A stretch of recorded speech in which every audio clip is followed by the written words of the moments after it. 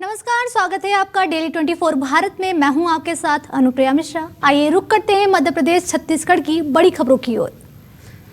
छत्तीसगढ़ शिवसेना ने हिंदू राष्ट्र की मांग को लेकर एक भव्य रैली निकाली। रैली की शुरुआत मां दंतेश्वरी की पूजा अर्चना के साथ हुई, जिसके बाद मोर्चा गिदम, जगदलपुर, कोंडागांव, केशकाल घाटी, कांकेर, भानुप्रतापपुर, चरामा और धमतरी होते हुए रायपुर पहुंचा। रैली का नेतृत्व छत्तीसगढ़ शिवसेना प्रमुख धनंजय सिंह परिहार ने किया। साथ में प्रदेश महासचिव संजय नाग और हजारों शिव सैनिक शामिल हुए थे। रैली में हिंदू राष्ट्र की मांग के साथ साथ गौ माता को राज्य माता का दर्जा देने की भी बात उठाई गई। छत्तीसगढ़ में यह मोर्चा हिंदू संगठनों और आम जनता के बीच जोरदार चर्चा का विषय बना हुआ है। कोरबा पुलिस ने गुरुवार की रात पथरीपारा इलाके में एक युवक को पिस्टल और 6 जिंदा कारतूस के साथ गिरफ्तार किया। आरोपी की पहचान बिहार के सीतामढ़ी जिले निवासी राहुल सिंह के रूप में हुई, जो कोरबा के श्री राम डोमेट्री में रुका हुआ था। पूछताछ और तलाशी के दौरान पुलिस को डोमेट्री से 26 और जिंदा कारतूस बरामद हुए। मामले में डोमेट्री संचालक बबलू यादव के खिलाफ भी कार्रवाई की गई, क्योंकि उसने बिना वैध दस्तावेज के राहुल सिंह को ठहराया था। पुलिस का कहना है कि आरोपी और संचालक दोनों के खिलाफ कानून कार्रवाई की जाएगी। घटना ने क्षेत्र में सनसनी फैला दी है और सुरक्षा एजेंसियां पूरी तरह मामले की जांच कर रही है। कोरबा पुलिस ने जनता से अपील की है कि संदिग्ध गतिविधियों की सूचना तुरंत पुलिस को दें। राहुल कुमार सिंह है, ये सीतामढ़ी बिहार के रहने वाले थे। ये इनको पुलिस के द्वारा पथरीपारा जो अपना कोरबा क्षेत्र का है, थाना सिविल लाइन क्षेत्र है, यहाँ से इनको गिरफ्तार किया गया था। इनके पास से एक पिस्टल और फिर 6 नग कारतूस मौके से बरामद किया गया था। पूछताछ किया गया इससे, तो इसके द्वारा बताया गया कि ये श्रीराम डॉर्मेट्री में रुका हुआ है और जांच आगे बढ़ाई गई तो डॉर्मेट्री जहां ये रुका हुआ था वहां से भी 26 नग कारतूस और बरामद किए गए।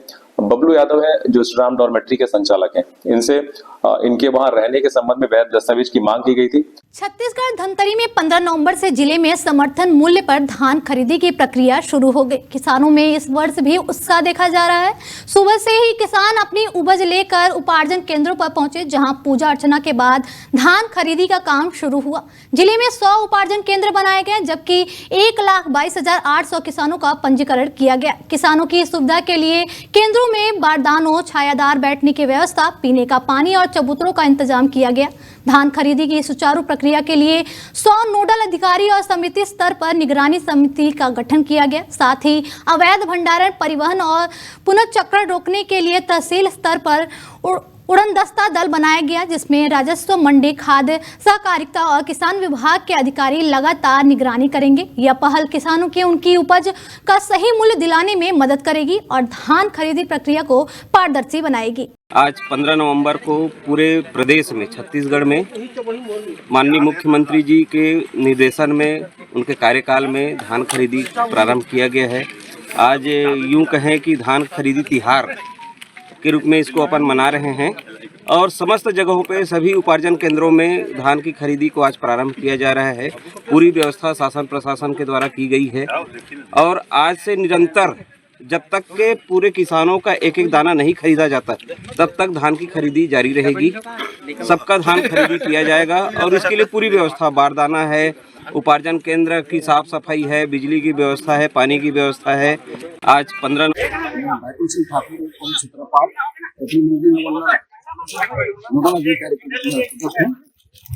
यहाँ पूरा पानी सबका व्यवस्था किया गया है, बहुत अच्छा है। धान खरीदी आज शुरू हो गए हैं। धान का एकड़ में 30 कुंटल लेना है, 21 कुंटल में। वहीं जबलपुर में दिन दहाड़े कोतवाली थाना क्षेत्र के पंजाब बैंक कॉलोनी में छात्र अंशु उर्फ रुद्र भार्गव की बदमाशों ने चाकू से बेरहमी से हत्या कर दी। घटना शराबखोरी को लेकर पिछले विवाद का बदला लेने की नीति से हुआ।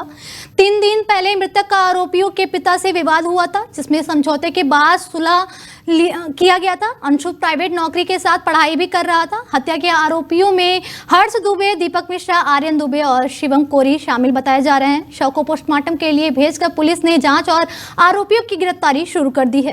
छत्तीसगढ़ में 15 नवंबर से धान खरीदी का शुभारंभ हो गया। कैबिनेट मंत्री लखनलाल देवांगन ने कोरबा सोनपुरी उपार्जन केंद्र पहुंचकर पारंपरिक रीति रिवाज और पूजा अर्चना के साथ इलेक्ट्रॉनिक तौल मशीन का उद्घाटन किया और धान खरीदी की शुरुआत की।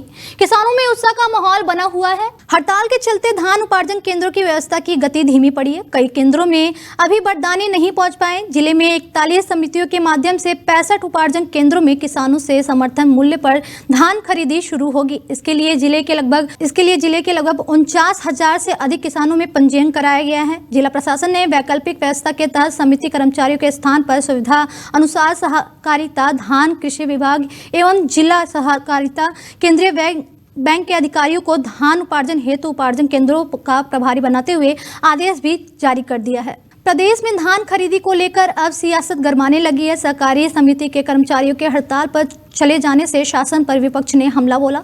अखिल भारतीय कांग्रेस समिति के सोशल मीडिया एवं डिजिटल प्लेटफॉर्म्स के राष्ट्रीय समन्वयक अभय तिवारी ने कहा कि जो स्थिति बन रही है, जो शासन की रीति नीति है, वह किसान के हित में कार्य नहीं कर रही। शासन द्वारा जो जिला प्रशासन से व्यवस्था कराई गई है, उस व्यवस्था में भी वह बेहद पीछे है, जिस कारण से किसानों को आर्थिक कष्ट उठाना पड़ रहा है। बता दें, धान खरीदी केंद्र को लेकर प्रदेश के कैबिनेट मंत्री ने पलटवार करते हुए कहा कि धान खरीदी में किसी भी तरीके का प्रभाव नहीं पड़ेगा। छत्तीसगढ़ के सभी जिलों में किसी न किसी केंद्रों में धान खरीदी का शुभारंभ किया गया है। आरोप प्रत्यारोप के बीच छत्तीसगढ़ में धान खरीदी का शुभारंभ तो हो गया, मगर नवंबर में इसकी रफ्तार धीमी देखने को मिल रही। अधिकांश केंद्रों में बारदाने नहीं पहुंच सके। सहकारी कर्मचारियों के हड़ताल पर जाने से जिला प्रशासन के समक्ष धान खरीदी करना चुनौती के रूप में बना हुआ है। वहीं दामोह जिले के जबेरा थाना क्षेत्र के मुंडेरी ग्राम पंचायत के पुरनहाव गांव में शनिवार सुबह एक किसान का खून से लथपथ शव मिलने से सनसनी फैल गई। मृतक की पहचान 55 वर्षीय बेनी प्रसाद कड़े के रूप में हुई। पुलिस इसे हत्या मान रही है, लेकिन आरोपी अभी अज्ञात है। जानकारी के अनुसार बेनी प्रसाद एक सप्ताह पहले पुणे से मजदूरी कर गाँव लौटे थे और तब से खेत में सिंचाई के लिए रुके थे। शुक्रवार रात करीब 8 बजे उनके बेटे अशोक कड़ेरे और जीजा हीरालाल ने उन्हें खाना देने खेत पर गए थे। पानी की मोटर चालू करने के बाद वे घर लौट आए और बेनी प्रसाद खेत में बनी झोपड़ी में सो गए। शनिवार सुबह जब अशोक और हीरालाल पानी की मोटर देखने गए तो उन्होंने पिता को आवाज लगाई, लेकिन कोई जवाब नहीं मिला। झोपड़ी में जाकर देखा तो बेनी प्रसाद खाट के नीचे खून से लथपथ मृत पाए गए। उनके सिर, गर्दन और मुंह पर धारदार हथियार से गंभीर चोटें थीं। सूचना पर जबेरा थाना प्रभारी विकास सिंह चौहान पुलिस बल के साथ घटनास्थल पर पहुंचे और शव को कब्जे में लेकर जांच शुरू कर दी। एसडीओपी देवी सिंह ने बताया कि पुलिस मामले की गहनता से जांच कर रही और उम्मीद है कि एक सप्ताह के भीतर आरोपी को गिरफ्तार कर लिया जाएगा। भोपाल में लिंक रोड एक प्रदेश कांग्रेस कार्यालय के सामने से गुजर रही BCLL की TR4 बस में अचानक आग लग गई। चलते वाहन से धुआं उठते ही बस में सवार यात्रियों में हड़कंप मच गया। ड्राइवर और कंडक्टर ने तुरंत बस को रोककर सभी यात्रियों को सुरक्षित बाहर उतरवाया और खुद भी समय रहते सुरक्षित बाहर आए। हादसे में किसी के घायल होने की सूचना नहीं है। घटना के बाद BCLL बसों की सुरक्षा मानकों को लेकर सवाल उठने लगे हैं। लगातार हो रही तकनीकी खराबियों के बीच इस तरह की घटनाएं यात्रियों की सुरक्षा के लिए चिंता का विषय बन गई है। फिलहाल आग लगने के कारणों की जाँच शुरू कर दी गई है। BCLL प्रबंधन ने भी मामले की गंभीरता को देखते हुए तकनीकी टीम को जांच के लिए लगाया है। प्रशासन ने यात्रियों से कहा है कि वे किसी तरह की तकनीकी खराबी या धुआं उठने की स्थिति में तुरंत ड्राइवर को सूचित करें। मध्य प्रदेश के सीएम मोहन यादव 15 नवंबर 2025 को भगवान बिरसा मुंडा जयंती के अवसर पर विभिन्न कार्यक्रम में शामिल हुए। भोपाल से अलीराजपुर के लिए प्रस्थान किया और उसके बाद अलीराजपुर पहुंचे, जहां वो स्थानीय कार्यक्रम में शामिल होकर लोकार्पण, भूमि पूजन और हितग्राही हित लाभ वितरण किए। फिर अलीराजपुर से जबलपुर के लिए रवाना हुए और दोपहर लगभग 1 बजे राज्य स्तरीय जनजातीय गौरव दिवस के रूप मुख्य कार्यक्रम में शामिल हुए और फिर शाम को जबलपुर से नई दिल्ली के लिए प्रस्थान किए और नई दिल्ली पहुंचे। बता दें, मुख्यमंत्री के इस दौरे का मुख्य उद्देश्य जनजातीय समाज के विकास और गौरव को बढ़ावा देना है। टीकमगढ़ के ग्राम बमोरी कला में स्थित दाऊ वाले बाबा महाराज जी मंदिर से घंटे और मुकुट चोरी होने की घटना ने ग्रामीणों में सनसनी और आक्रोश फैला दिया है। पुलिस प्रशासन ने इस वारदात को गंभीरता से लेते हुए मामले की त्वरित जांच शुरू कर दी है। पुलिस अधीक्षक टीकमगढ़ मनोहर सिंह मंडलोई और एसडीओपी जतारा अभिषेक गौतम घटनास्थल का निरीक्षण करने के लिए स्वयं गाँव पहुंचे। निरीक्षण के दौरान उन्होंने थाना प्रभारी नीतू खटीक, पुलिस टीम और ग्रामीणों से घटना के बारे में विस्तृत जानकारी प्राप्त की। एसपी ने मौके पर अधिकारियों को सबूतों के संरक्षण, त्वरित जांच और आरोपियों की जल्द गिरफ्तारी के स्पष्ट निर्देश दिए। ग्रामीणों ने पुलिस अधीक्षक से मंदिर की सुरक्षा बढ़ाने की मांग भी की। थाना बमोरी कला पुलिस ने आसपास के क्षेत्रों में तलाशी बढ़ा दी है और संभावित सुरागों के आधार पर जांच तेज कर दी है। पुलिस ने आश्वासन दिया है कि दोषियों को जल्द पकड़कर कड़ी कार्रवाई की जाएगी। इस मामले ने स्थानीय प्रशासन और पुलिस के समक्ष सुरक्षा और जागरूकता के महत्व को भी उजागर कर दिया गया है। अब ये देखने वाली बात होगी कि पुलिस कितनी जल्दी इस चोरी का खुलासा कर पाती है।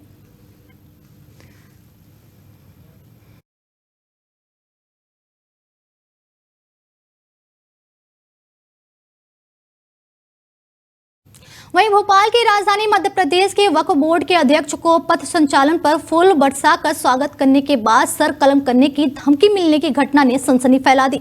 पुलिस ने मामले की गंभीरता से जांच शुरू कर दी। मध्य प्रदेश के खेल मंत्री विश्वास सारंग ने कहा कि मध्य प्रदेश शांति का टापू है और किसी को कानून हाथ में लेने की अनुमति नहीं है। पुष्प वर्षा के माध्यम से स्वागत करना गलत नहीं है। यदि किसी ने धमकी दी है तो उसे बख्शा नहीं जाएगा। सरकार जीरो टॉलरेंस की नीति पर चल रही है। दोषियों के खिलाफ सख्त कार्रवाई की जाएगी और सामाजिक सद्भाव को बनाए रखा जाएगा। मध्य प्रदेश शांति का टापू है और किसी भी वर्ग के व्यक्ति को और किसी भी व्यक्ति को कानून हाथ में लेने की इजाज़त नहीं है। यदि सांप्रदायिक सद्भाव की मिसाल पेश करते हुए लोगों ने यदि सत् कार्य के लिए फूल वर्षा स्वागत किया तो इसमें कहीं कोई गलत नहीं है, ये तो होना ही चाहिए। पर यदि उसको लेकर किसी के पेट में दर्द है और इस तरह की धमकी दी गई है तो उसमें बख्शा नहीं जाएगा। ये जीरो टॉलरेंस वाली सरकार है। सामाजिक सद्भाव बिगाड़ने की, सांप्रदायिक रंग यदि किसी घटना को देने की कोई कोशिश करेगा तो वो ठीक कर दिया जाएगा। उसकी जगह समाज में नहीं, शिक्षकों के पीछे होगी। जिसने भी ये कार्य किया उस पर सजा मिलेगी। वहीं निवाड़ी जिले के तिगेला सर्विस रोड पर एक भयंकर सड़क हादसा हुआ। तेज रफ्तार लोडिंग वाहन ने बाइक सवार सुंदरम विश्वकर्मा को टक्कर मारी। बता दें, मौके पर ही युवक की मौत हो गई। घटना के तुरंत बाद वाहन चालक मौके से फरार हो गया। स्थानीय लोगों ने मृतक को सामुदायिक स्वास्थ्य केंद्र पहुंचाया, जहां डॉक्टरों ने युवक को मृत घोषित कर दिया। निवाड़ी कोतवाली पुलिस ने मामला दर्ज कर जाँच शुरू कर दी है और आरोपी वाहन चालक की तलाशी में जुटी हुई है। यह हादसा जिले में सड़क सुरक्षा की चिंता को और बढ़ावा गया है। एक एक्सीडेंट का केस आया है जिसमें व्यक्ति का नाम है सुंदरम, 20 वर्ष, सन ऑफ जयराम विश्वकर्मा, निवासी असाटी, जो कि एक्सीडेंट की घटना बता रहे हैं उनके परिजन, और मृत अवस्था में अस्पताल लेके आए हैं। आगे की कार्रवाई के लिए थाने को अवगत करा दिया गया है। बागेश्वर धाम के पीठाधीश्वर पंडित धीरेन्द्र शास्त्री अपनी सनातन हिंदू एकता पदयात्रा के साथ 16 नवंबर को वृंदावन धाम पहुंच चुके हैं। लाखों भक्त उनके साथ कदम से कदम मिलाकर चल रहे हैं।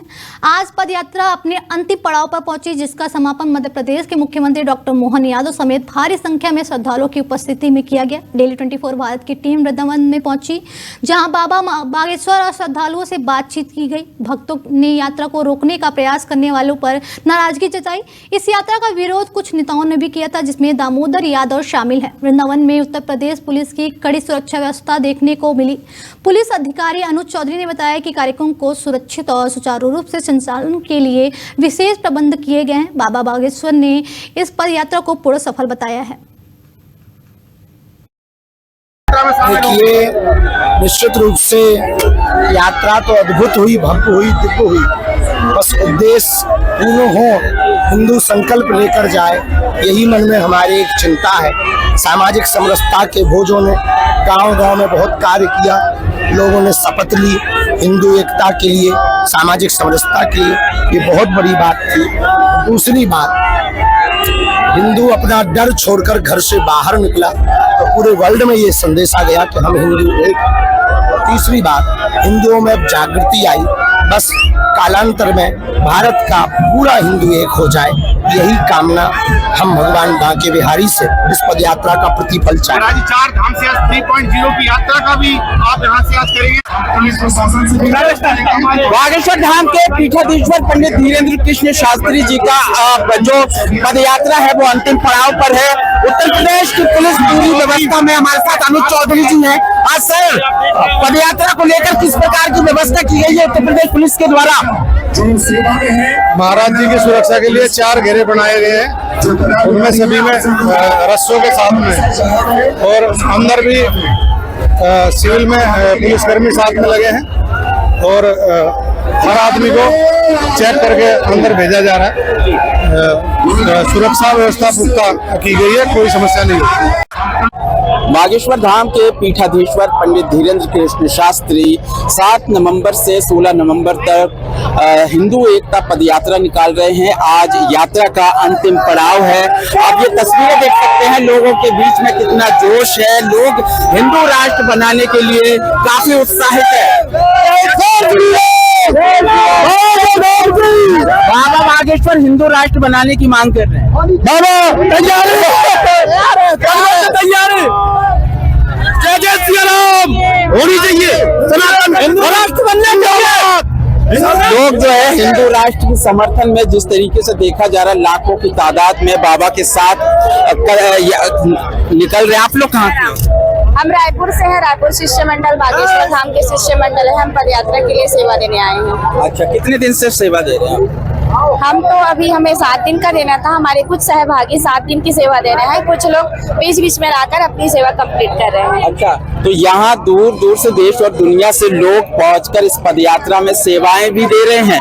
अभी फिलहाल महाराज जी की अगर हम इस तरफ आपको तस्वीरें दिखाएं तो महाराज जी यहाँ पर आराम कर रहे हैं, और लोग यहाँ पर भारत हिंदू राष्ट्र की मांग को लेकर क्या कहेंगे? जय गुरुदेव, जय श्री राम। जो हमारे बाबा की धर्म यात्रा निकालने पे कह रहे थे कि यात्रा पूरी नहीं होने देंगे, वो कौन से बिल में चूहे की तरीका घुस गए?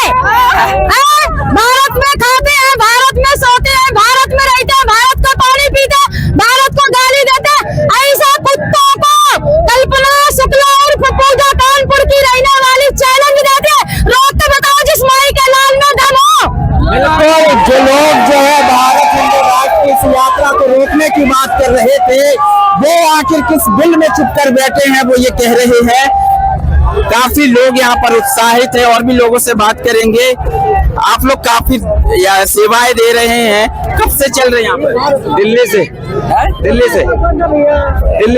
दिल्ली से पदयात्रा में शामिल होने के लिए यहाँ पर आप देखेंगे तो लोग जो है काफी उत्साहित होकर पहुंचे। महाराज जी, भारत हिंदू राष्ट्र को लेकर महाराज जी ये पैदल यात्रा निकाल रहे हैं, और कुछ लोग इस यात्रा में बाधाएं पहुंचाने की भी पहले कोशिश की गई, क्या कहेंगे?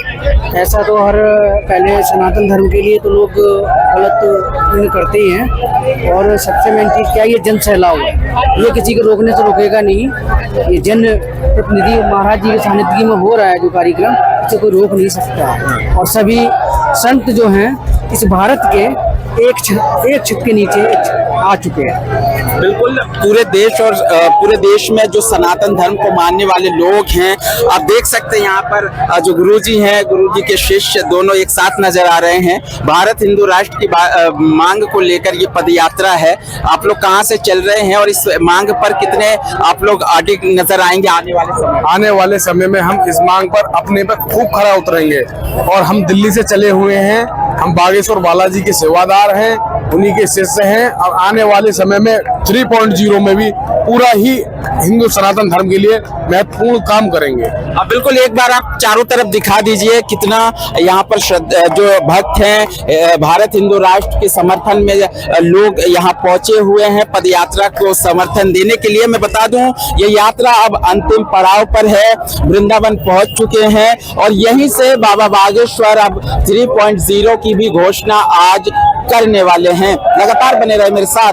नमस्कार। लोगों में काफी उत्साह है सनातन हिंदू एकता पद यात्रा को लेकर। हमारे साथ कुछ लोग हैं जो भारत हिंदू राष्ट्र के समर्थन में महाराज जी के साथ में कदम से कदम मिलाकर चल रहे थे।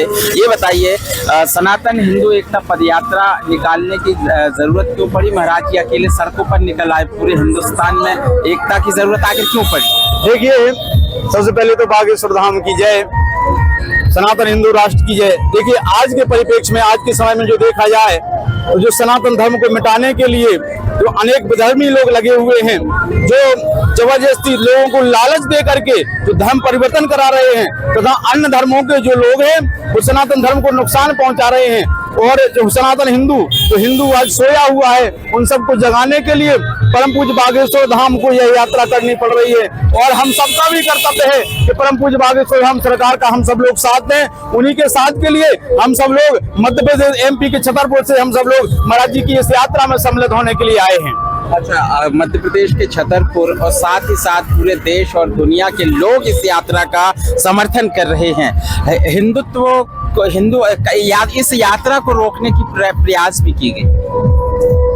आज के परिवेश में हिंदुओं को एकत्रित होना बहुत आवश्यक है। हम देख पा रहे हैं कि अन्य देशों में भी हिंदुओं की जो संख्या थी वो दिन पर दिन कम होती जा रही है। तो यहाँ पे भी हिंदुओं के साथ अनेकों प्रकार के अन्याय हो रहे हैं, उनका धर्म परिवर्तन कराया जा रहा है, कहीं लालच देकर, कहीं लोभ देकर के, कहीं जबरदस्ती भी। यहाँ हमारे देश में ही कई ऐसे प्रांत हो गए हैं जहाँ हिंदुओं की संख्या कम हो रही है और हिंदू धर्म परिवर्तन कर रहा है। इसलिए इस यात्रा की परम आवश्यकता है और इस आवश्यकता थी, लाखों होने की बहुत आवश्यकता है। लाखों लोग इस यात्रा में शामिल हुए हैं, आप लोग भी पहुंचे हैं।